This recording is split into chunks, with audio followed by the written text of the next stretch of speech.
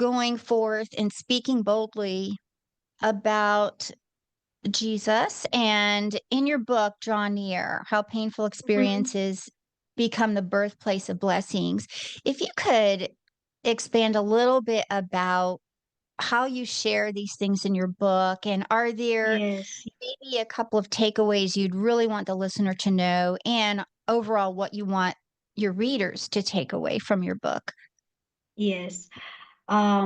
The idea of the concept of this book was born really in the first 1.5 years after I lost my husband, and I need to say that this time was really the most painful time in my life. I've really been through a lot, and I always thought, oh, it can get worse. So I now have uh, lived through so much. But this was really the worst. I barely survived day. I lived day by day simply, and the worst was not simply the loss itself and all the other losses that it induces, but it was the struggle with God. It was the struggle of keeping my faith alive and keeping my trust in God alive, especially when there were no answers and there were only questions.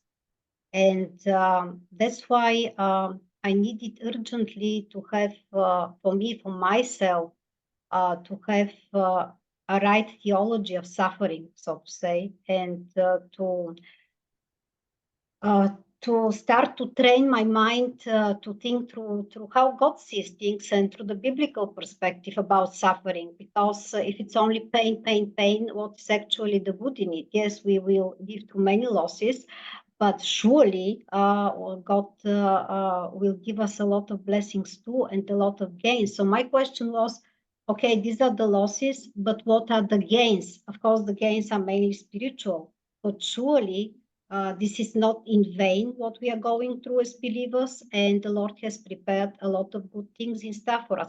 Of course, I need to say here, good. The definition of good, how God defines good, is quite different from how we define good in many cases. This I need to say. Mhm. Because there is simply two main reasons for this. And one reason is we are temporal, we are finite beings, we see things only from this temporal perspective. God is infinite, He is eternal, and He sees things that we even can't fathom and imagine.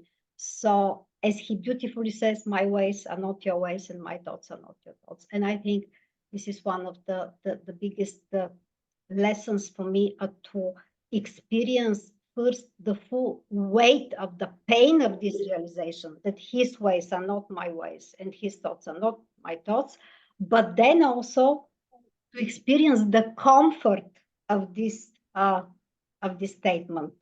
And this is